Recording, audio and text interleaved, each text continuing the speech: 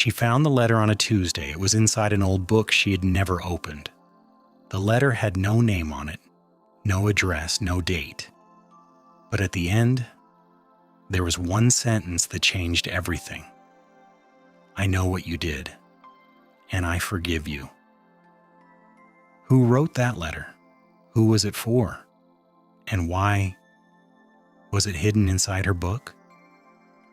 Stay with me tonight, because this is a story about secrets, forgiveness, and a woman who thought she was completely alone. Welcome to AmigoLang. I'm glad you're here.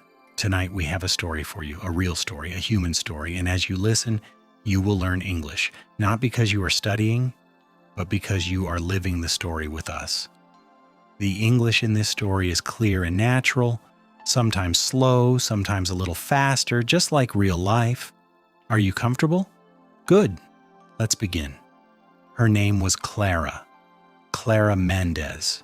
She was 34 years old and she was tired. Not the kind of tired you feel after a long day at work. This was a different kind of tired. The kind that lives inside your chest. The kind that makes you drive for 6 hours with no destination. That's what she did on that Tuesday night. She got in her car and she drove. She didn't know where she was going.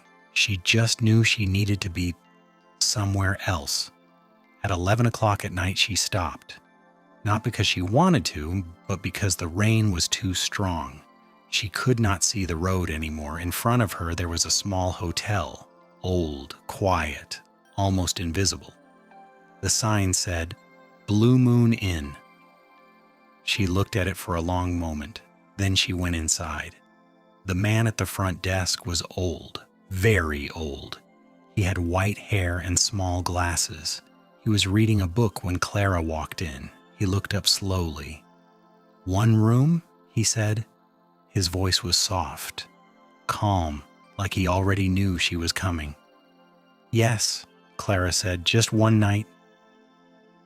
The old man nodded. He opened a wooden box and took out a key. A real key, not a card, a key. "Room 12, he said.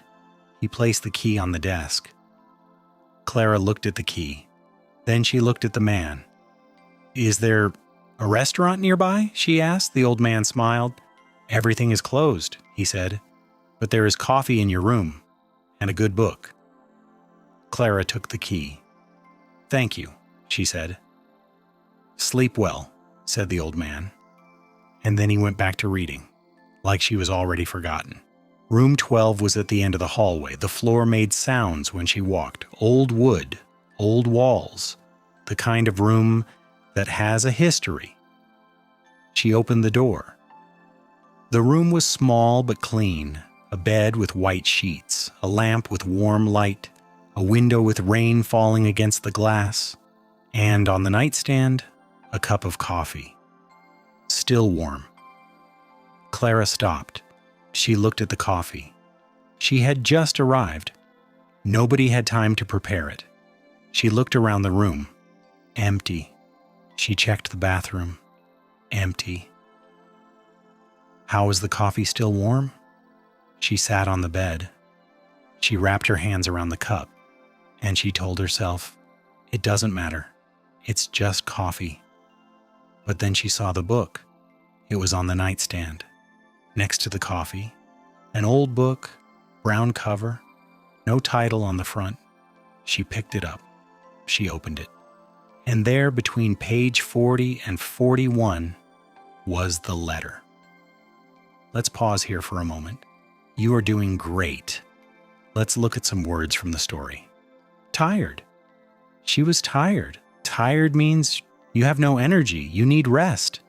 But in this story, Clara is not physically tired. She is tired inside, emotionally. She was tired of her life. Destination. She drove with no destination. A destination is the place you are going to. If you have no destination, you are just moving without a plan. What is your destination, hallway? Room 12 was at the end of the hallway. A hallway is the long passage inside a building, the corridor, the passage between rooms. The hallway was dark and quiet. Nightstand. The letter was on the nightstand. A nightstand is the small table next to your bed. She put her phone on the nightstand. Good. Now let's go back to Clara.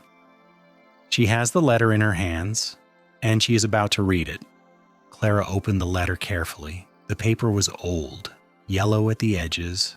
The handwriting was beautiful. Careful. Someone had taken a long time to write this. She read slowly. Dear friend, if you are reading this, then you found the room. I don't know your name. I don't know your story.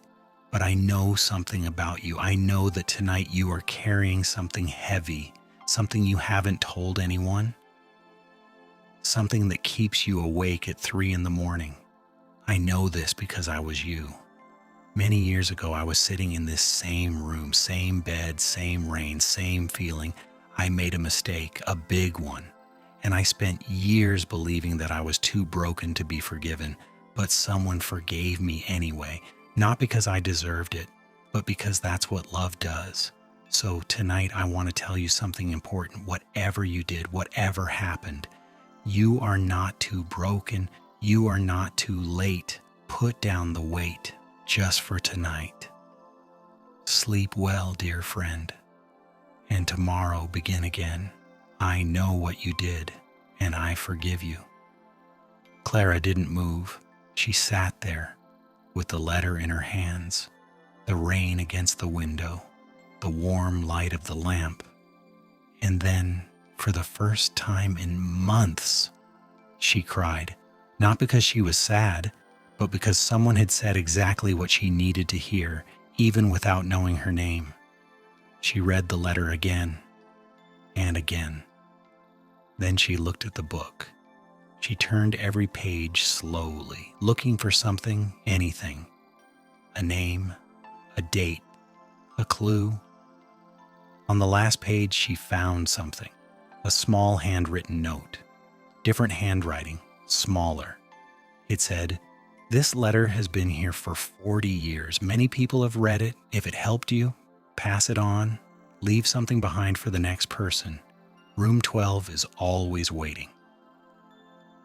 Clara stared at the words. 40 years. Many people. She thought about all the people who had sat in this bed, all the people who had found this letter on a difficult night, all the people who had cried alone in this small room, and then felt a little lighter. She looked around the room differently now. This wasn't just a room, it was a place people came to heal. She opened the drawer of the nightstand. Inside there were small pieces of paper, folded, different sizes, different colors. She took one, unfolded it. I lost my job. I thought it was the end. It wasn't. M. She took another one. I almost gave up on my marriage. I'm glad I didn't. R. Another one. I didn't know how to keep going. Now I do. Anonymous. Clara held all the papers in her hands, all these strangers, all these private moments, all this invisible pain that had passed through room 12, and all of them had left something behind. A small piece of their story. For the next person. She put the papers back carefully. She looked at the blank piece of paper next to the lamp. And she picked up the pen. She didn't know what to write at first. She sat there for a long time holding the pen. Then she thought about the thing she had been carrying for 2 years, the decision she had made, the person she had hurt without meaning to, the apology she had never been able to say. She started writing, not for herself, for the next person, the next stranger who would drive through the rain and find room 12. She wrote for a long time. The rain slowed down outside. The coffee was cold now, but she didn't notice. When she finished, she folded the paper twice. She put it in the drawer with all the others. Then she turned off the lamp, and for the first time in 2 years, she slept deeply. No nightmares, no 3 a.m. thoughts, just sleep. Let's stop here one more time. You just heard a very emotional part of the story. Let's look at some important phrases. Carrying something heavy. I know you were carrying something heavy. This doesn't mean a physical weight. It means a problem, a secret, an emotion, something difficult that you carry inside. She had been carrying that secret for years. Begin again. Tomorrow, begin again. Begin again means start over, start fresh, even after a mistake, even after a difficult time. It's okay. You can begin again. Pass it on. If it helped you to pass it on. Pass it on means share it with someone else. Give it to the next person. This story helped me. I want to pass it on. Give up. I almost gave up on my marriage. Give up means stop trying, surrender. Don't give up. Now let's finish the story. Clara woke up the next morning. And what happened next? You need to hear. Clara woke up at 7 in the morning. The rain had stopped. Light was coming through the curtains. Soft, golden. Quiet. She lay there for a moment, just breathing. She felt different. She couldn't explain it exactly, but something inside her chest was lighter. She got up. She took a shower. She looked at herself in the mirror. Same face, same eyes, same woman. But something had shifted. She packed her small bag. Before leaving, she looked at the nightstand one more time. The drawer was closed. The book was still there. She picked up the book. She put the letter back inside, between page 40 and 41. Exactly where she had found it. For the next person. She went downstairs. The old man was at the front desk again, same white hair, same small glasses, same book in his hands. "Good morning," he said, without looking up. "Good morning," said Clara. She put the key on the desk. "How much do I owe you?" she asked. The old man looked up now. He smiled, a small, quiet smile. "Nothing," he said. Clara frowned. "Nothing, but I stayed one night." "Room 12 doesn't have a price," said the old man. "It never did." Clara looked at him for a long moment. "How long have you been here?" she asked. The old man was quiet for a second. Then he said, "Long enough." Clara nodded slowly. She didn't understand, but somehow she didn't need to. "Thank you," she said, and she meant it completely. "Come back if you need to," said the old man. "Room 12 will be here." Clara walked to the door. She stopped. She turned around one more time. "The letter," she said. "Who wrote the first one? The original one?" The old man looked at her. His eyes were calm, ancient almost. "Someone who needed to forgive themselves," he said, "just like you." Clara walked outside. The air was cold and clean after the rain. The street was quiet. Birds, wind, the sound of her own footsteps. She got in her car. She sat there for a moment before starting the engine. She thought about the person she had hurt, the phone call she had been avoiding for 2 years. She took out her phone. She found the name. Her finger hovered over the screen. She pressed call. It rang once, twice, 3 times. "Hello?" "Hi," said Clara. Her voice was soft, shaking a little. "It's me. I know it's been a long time. I need to tell you something. I'm sorry. I'm really, really sorry. We don't know what happened next. We don't know what the other person said. We don't know if everything was okay, but we know one thing. Clara made the call. After 2 years of silence, she made the call. And sometimes that's enough. That's how healing begins. Not with a perfect moment, not with the right words, but with one small, brave action. Room 12 is still there, somewhere, in a small hotel on a rainy road. And if you ever find yourself driving with no destination, you'll know where to stop. Sleep well, dear friend, and tomorrow, begin again.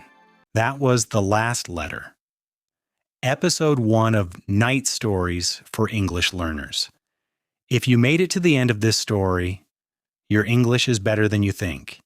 You understood the characters, you felt the emotion, you followed the mystery. That's not studying, that's learning.